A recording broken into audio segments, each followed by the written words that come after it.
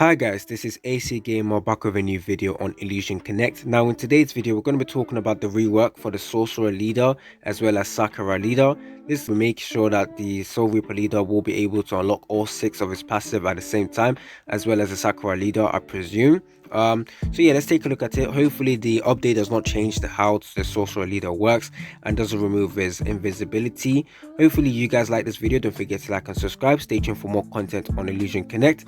Let's get to 3k subscribers. At 3k I will be doing a giveaway, so definitely stay tuned for that. Okay, let's get right into the video. First of all, let's talk about the Sorcerer leader and what was changed.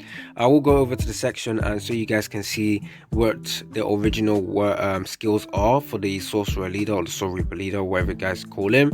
Now let's go to the skills. I will talk about the skills section first. Now this normal one will always be the same. Let's go to the second one, which has been changed to deal AoE damage 280%. For every enemy partner and summoner added another 10% multiplier, which means that every time a enemy partner gets added to the match, you're going to be getting an increase in damage. However, I still like the old passive or the old skills. If you take a look at it, in the old one you are able to deal 280% damage, which is good, but you're also able to increase the user's crit rate by 50%, which in my opinion crit rate is definitely better than just a 10% multiplier.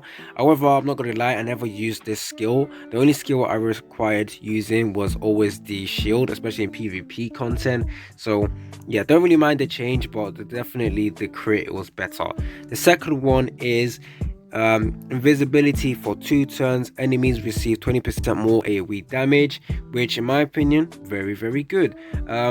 However, it did remove the recovering of HP, which is only 10%, but any little HP increase would be nice. So I don't think the change was that bad because we do get an increase in 20% AoE damage, so definitely like that. Like I said, I always use this, so yeah. Third one was deal AoE damage 280%. If enemy under 10% HP, C key, or it says forced retired, doesn't work against enemy leader. Now I'm not really too sure what that is. I'm not really too sure what C key is or forced retired means, so we have to take a look at it when it actually comes into the game. But yeah, so that is all the changes that will be done to the skills. Now let's go and take a look at the passives. This time, like I said, you will be able to unlock all 6 of the passive. However, some of the skills and passive requirements will be changed. Let's go. The first one is now deploy 10 units, which everyone will be able to do. With that, you get an increased leader AoE damage by 25%, which is pretty good. The second passive skill is having Yuffie or Rotonya in the team. You get increased ally AoE damage of 30%. Definitely like that. The third one, you get 4 or more sorcerer, then you get one, but when battle starts, leader damage resist 35% for 3 turns. Now that changed from 5 sorcerer leaders to 5 sorcerer partners to 4, which I actually like because 5 was pretty hard to get for most people, but for me I definitely got the 5. But now that they changed it to 4, it's much easier for people to get it.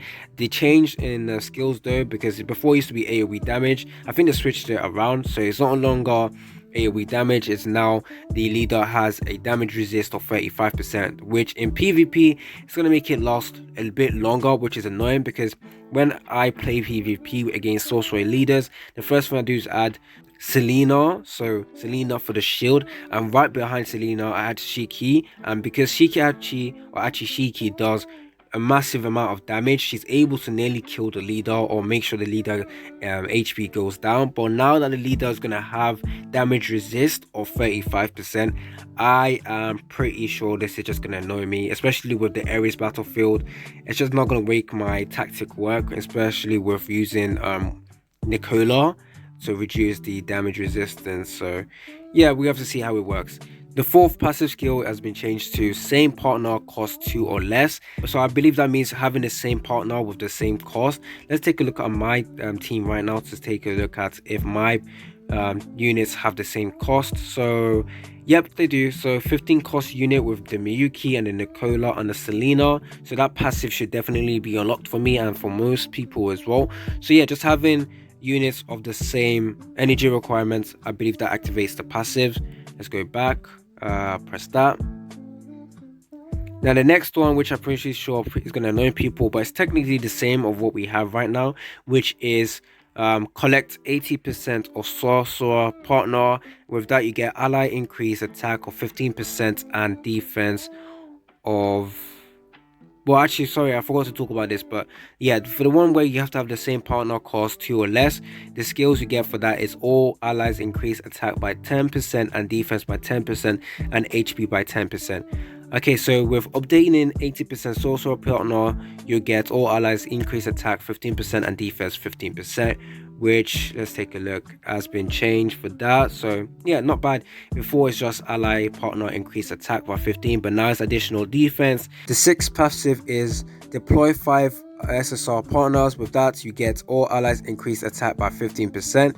Okay, so that was all the change made to the sorcerer leader.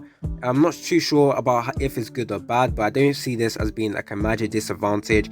So yeah, it's still going to be a prominent leader that everyone's going to use. Definitely still worthy to be used and probably one of the best leaders we have currently. Let's take a look at the changes made to the Sakura leader. Let's go to skills. The first one is always going to be the same. The second one, this has got a noticeable change, which is deal AoE damage 300%, summon 3 copies of leader, each with 100% attack, 100% defense and 100% HP. So he's acting like a summoner character. I'm not really too sure if there's like a mistranslation, but it looks like 3 copies of the leader will be spawning on the field. So 4 slots or 3 slots actually will be taken over by a summoner characters which have 100% of each attack, defense and HP.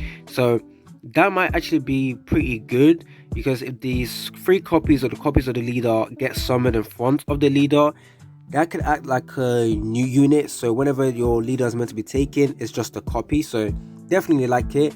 It is a massive change to what it was before, because if you use that skill before, you get an increased attack for all your ally partner by 20%, which actually is pretty good.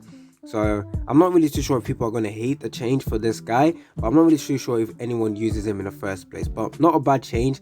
I do need to test that out. The second skill, all allies and summons attack increase by 20% of leader's attack. All allies attack at the same time. Now this guy is trying to act like a summoner character, so maybe he is going to be working with all the summons character. And I always said that there was no leader that works with summon characters, but it looks like this character or this unit might actually help with that. All units attack at the same time for one time. This attack or effect can stack. So summon attack increased by 20%. So if you use this multiple times, it could actually stack 20%, 40%, then 60%. This could actually be a pretty good skill. If the leader is able to recover rage multiple times, then this could stack for a long time. It doesn't even say how long the duration is. Maybe it's due to the translation, but maybe when it comes into the game, we will see how long this effect actually lasts for. But yeah, not bad. Third skill, deal 360% column damage, increase damage by 10% for each partner on summoner. Let's take a look at his passives to see if you are able to unlock all 6 of his passives at the same time. First one, deploy 10 units, and for that you get a increased leader damage rate and damage resistance for 10%, so not bad. Second one, you get deploy Slayer, Nina, Victoria and or Jamin, at least 2 of them, and you will get an ally. When an ally appears, increase their attack by 10% of leader's attack, and this cannot be stacked. For the third one, you get deploy 3 minimum summoners character, and you get increased leader damage rate and damage resistance by 10%. For the fourth one, you get same partner cost 2 or less. All allies gains 10% attack, 10% defense, and 10% HP. And then for the fifth one, you get obtain Phoebe, which you can get Phoebe for £1, or you can be lucky enough to get her in your summons.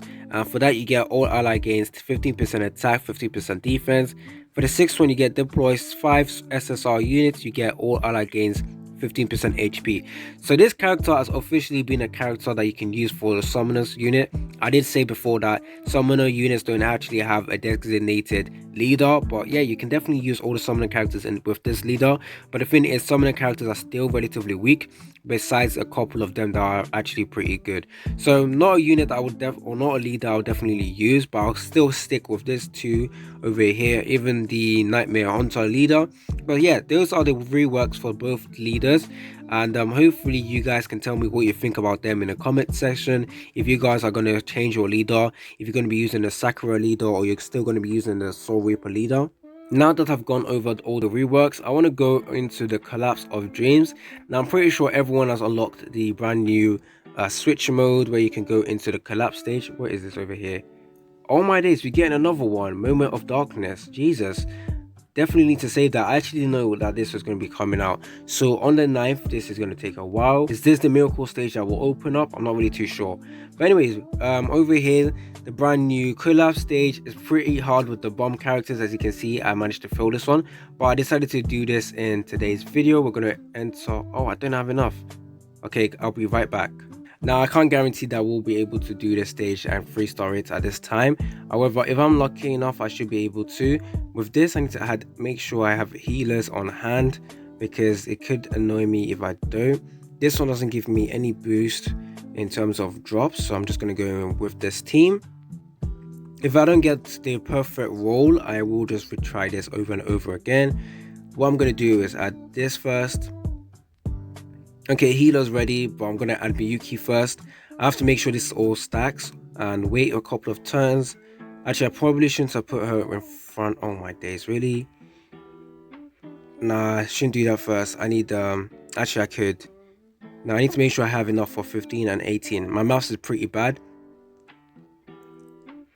There we go, getting carry on doing this. Okay, I think this is enough. Okay, cool. Healer next. There we go, I knew it straight away. Miyuki, recover your rage and do it again, please. There we go. We triple. Yeah, we did it. So this is my perfect meta, and it seems to work. AoE, and yeah, it should be fine. So there we go. I've managed to beat it completely. Hopefully you guys like this video. Don't forget to like and subscribe. Stay tuned for more content on Illusion Connect. It's been your boy AC Gamer, and I'm out.